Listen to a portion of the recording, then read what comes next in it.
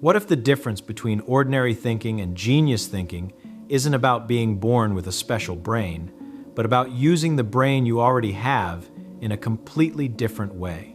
Most people assume that brilliance is something you either have or you don't.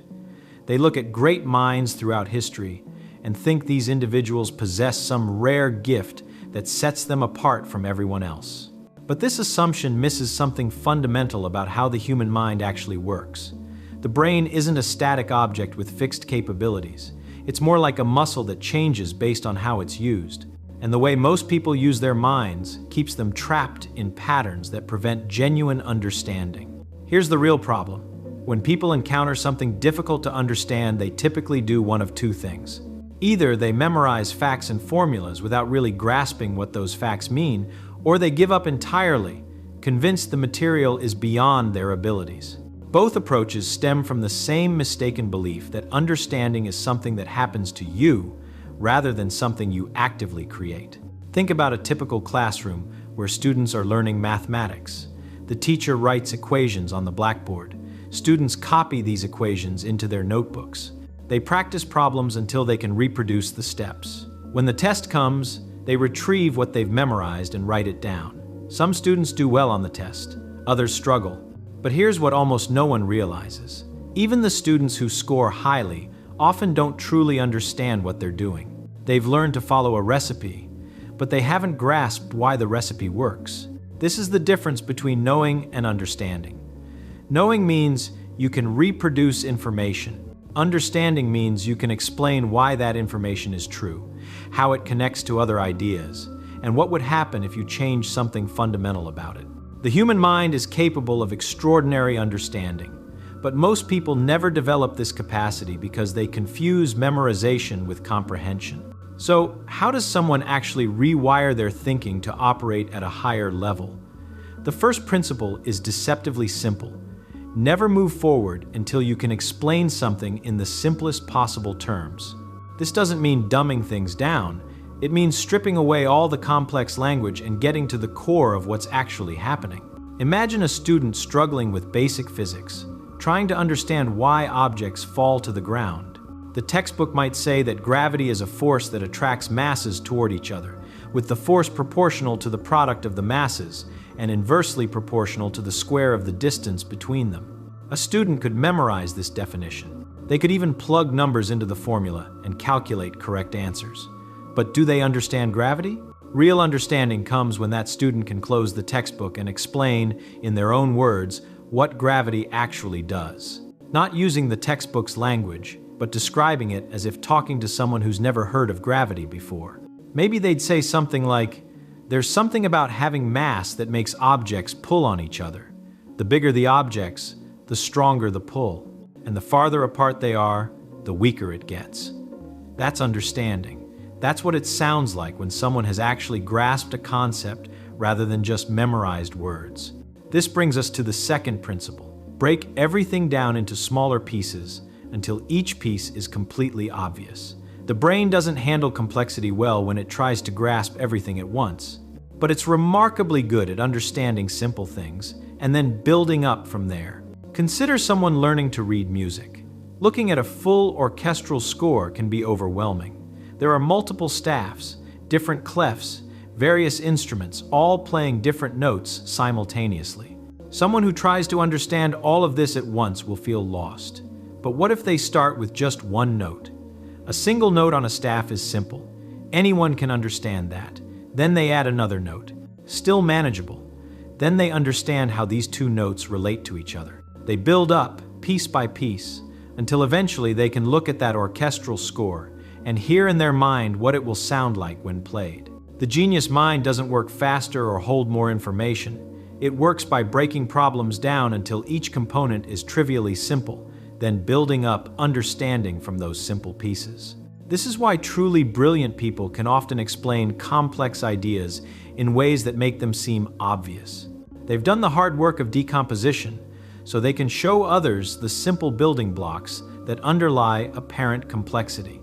The third principle might seem counterintuitive. Spend more time thinking about what you don't understand than what you do understand. Most people do the opposite. They focus on the parts that make sense and skim over the confusing parts, hoping understanding will come later. It rarely does. The confusing parts are where actual learning happens. Picture a mathematician working through a proof in a textbook. They read the first few lines and follow the logic. Then they hit a step that says, "It follows that," or "therefore," before jumping to a conclusion that isn't immediately obvious. Most readers would keep going, assuming the author must be right, but someone developing real understanding would stop. They'd spend time, maybe hours, figuring out exactly how that conclusion follows from the previous statements. They might fill pages with their own work, trying different approaches until suddenly the connection becomes clear. This is uncomfortable. The human mind naturally wants to feel competent and move forward. Dwelling on confusion feels like failure, but this discomfort is precisely where the brain is doing its most important work. When you struggle with something that doesn't make sense, your brain is actively building new connections, trying to integrate this new information with what you already know. Skip over the confusion, and those connections never form. The fourth principle addresses how different concepts relate to each other. Real understanding isn't about knowing lots of isolated facts. It's about seeing how everything connects. The genius mind is constantly asking, how is this like something I already understand? How is it different? What happens if I change this assumption? Could I arrive at the same conclusion from a different starting point? Think about someone studying history. They could memorize dates and events, learning that one war started in a particular year, a treaty was signed in another year, an empire fell in yet another year. That's a collection of facts. But understanding history means seeing patterns. It means recognizing that certain conditions tend to lead to conflict, that economic pressures drive political decisions, that ideas spread and evolve and shape societies. Someone with this kind of understanding doesn't need to memorize as much because they can reason their way through historical developments using general principles. This applies to every subject. In literature, it's not about memorizing plot summaries, but understanding how character motivations drive narrative. In chemistry, it's not about memorizing reactions, but understanding how molecular structure determines behavior. In music, it's not about memorizing finger positions, but understanding how harmony and melody interact. The connections between ideas carry more weight than the ideas themselves. Now, here's what's actually happening in the brain when someone thinks this way. The human brain contains billions of neurons that communicate through connections called synapses. When you learn something new, you're not adding information to some mental filing cabinet. You're creating new patterns of connections between neurons. The strength of understanding depends on how many connections you build and how strong those connections are. When someone memorizes without understanding, they're creating isolated connections. The brain links a question to an answer, a problem type to a solution method. These connections are fragile. They don't integrate with the rest of what that person knows. They're easily forgotten because nothing supports them or reinforces them. But when someone truly understands, they're building a rich network of interconnected ideas.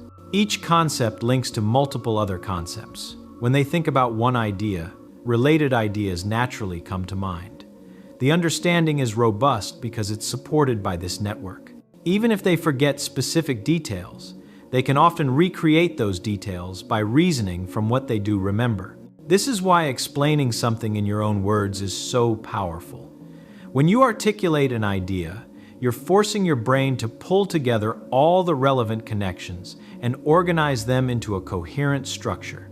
If you can't explain something clearly, it means those connections aren't well formed yet. The act of trying to explain actually strengthens and clarifies the connections. The same thing happens when you tackle a problem from multiple angles. Each approach you try builds new connections. Even approaches that don't work out contribute to understanding because they help you see why certain paths lead nowhere. Someone who's solved a problem in only one way has learned that specific solution. Someone who's tried 10 different approaches and found 3 that work has developed genuine mastery. There's something else that happens in a mind that thinks this way. It becomes comfortable with uncertainty. Most people feel anxious when they don't know something. They want immediate answers. They grab onto the first explanation that makes some sense, even if it's superficial. But truly powerful thinking requires sitting with not knowing, exploring possibilities, following threads of reasoning to see where they lead. Picture a scientist in a laboratory running experiments. The experiments don't always work. In fact, they usually don't work the first time, or the second time, or even the 10th time. But each failed experiment provides information. It rules out certain possibilities. It suggests new questions to investigate. Someone who can't tolerate this uncertainty, who needs every experiment to succeed, will never make important discoveries. The breakthroughs come from being willing to work in the space of not knowing. This same principle applies to any kind of learning.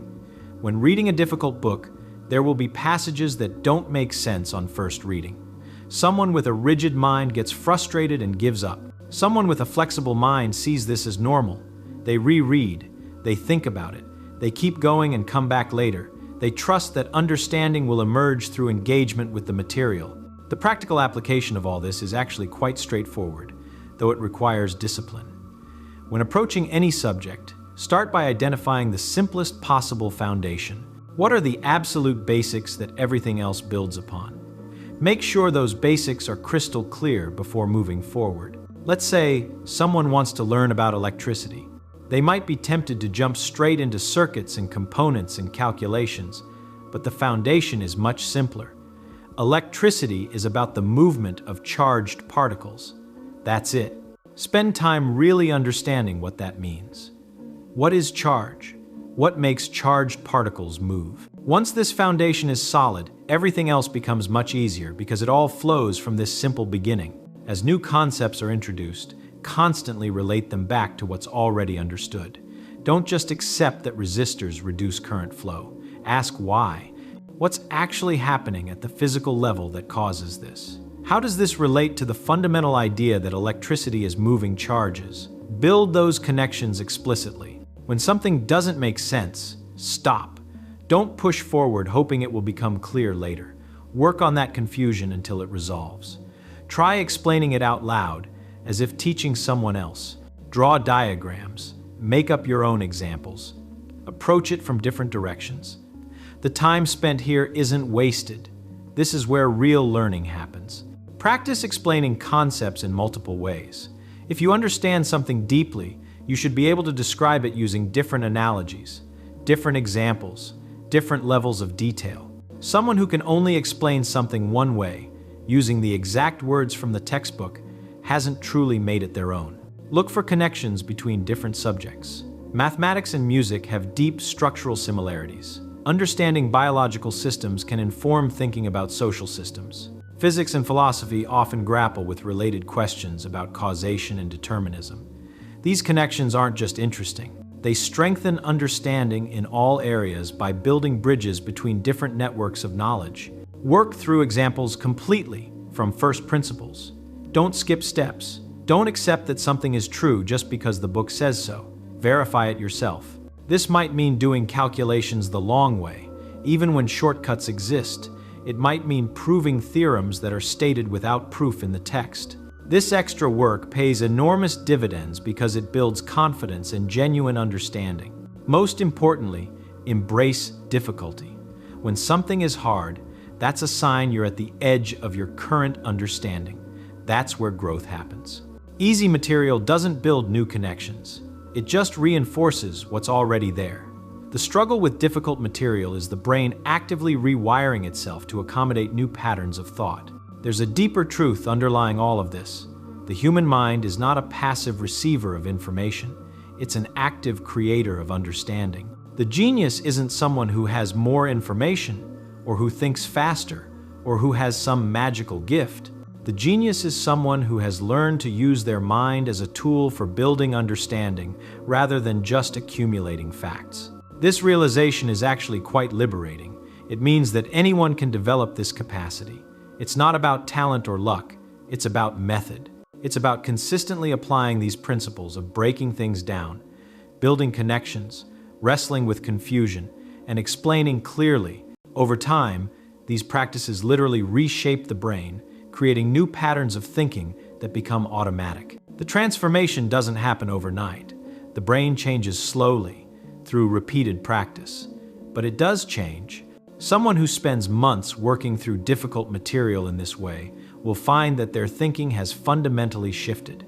Problems that once seemed impossibly complex now appear manageable. New ideas integrate more easily into existing understanding. The world becomes more comprehensible. This is what it means to think like a genius. It's not about being smarter than other people. It's about thinking differently. It's about using the mind as it's capable of being used, rather than settling for superficial understanding. And it's available to anyone willing to do the work. So start now. Take something you're trying to learn and apply these principles. Break it down until each piece is obvious. Build connections to what you already know. Spend time on what confuses you. Explain it in your own words. Do this consistently and watch as your thinking transforms. The brain you have right now is capable of far more than you've asked of it. The only question is whether you'll give it the chance to show you what it can do.